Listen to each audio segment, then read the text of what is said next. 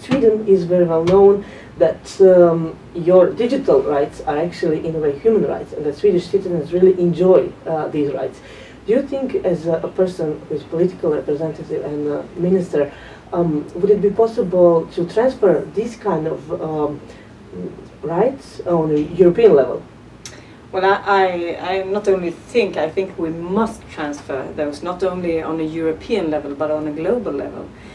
Because I think that these kind of issues, and when it comes to the internet, Europe is too small. We need to get a strong global commitment that the respect for human rights is as strong offline that it should be online, and then you really have to have clear statements and clear agreements on a global level that we have to respect human rights online as well. And Sweden is really a driving force, and we will continue to drive that in order to put this in place, not only in Europe but on a global scale. But I hope that the EuroDIG will be able to join the forces, so that we together in the international fora and global fora can advocate these principles and put them high on the agenda, because I think it's crucial for the future development of the internet.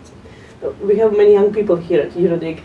What do you think would happen if internet was ruled by people under 30?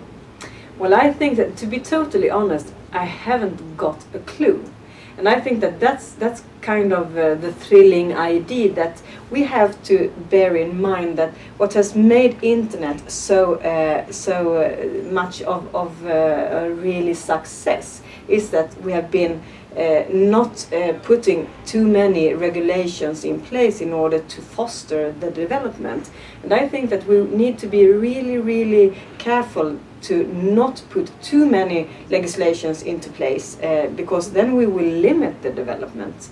And if we go back only 5 years ago and would have asked what would the World Wide Web evolve to, we wouldn't have been able to describe the internet that we see today.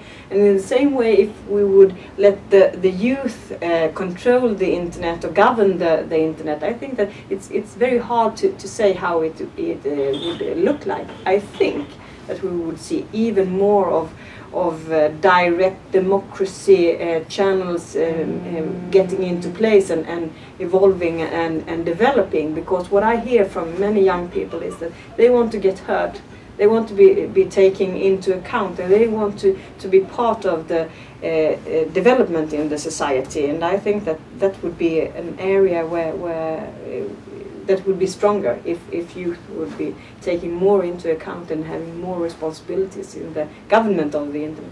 Yeah, of course, that would be great. And thank you very much for coming here, because it is very actually difficult to get to political representatives. As young people, for young people, it's very difficult.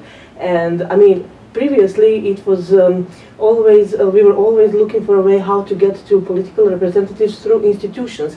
But today many things are started and developed via social media. What do you think about this? As a should young people really still try to get to representatives and policymakers through institutions, for example, national parliament, European Parliament, or just to use this strength of social media that we have on stage now?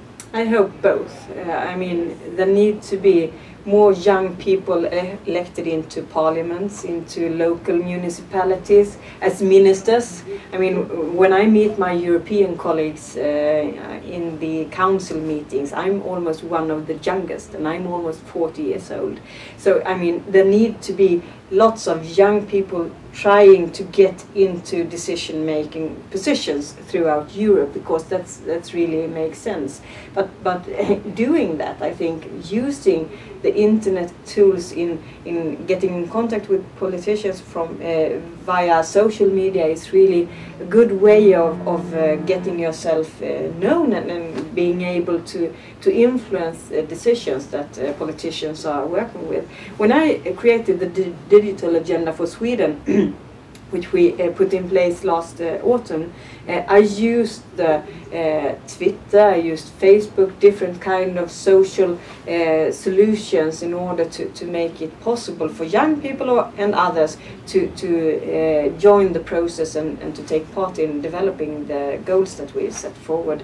And I think, and many did, and what I noticed was that if we as politicians live as we say that we should live, then lots of people, especially lots of young people, they are raising their hands and saying, we want to take part, we want to contribute, not only influence, but contribute with our experience. And that's really valuable for a European democracy that's been evolving for very many years, but that needs to be more vitalized. So young people are really needed in order to create the strong European democracy that we want to have in the future as well.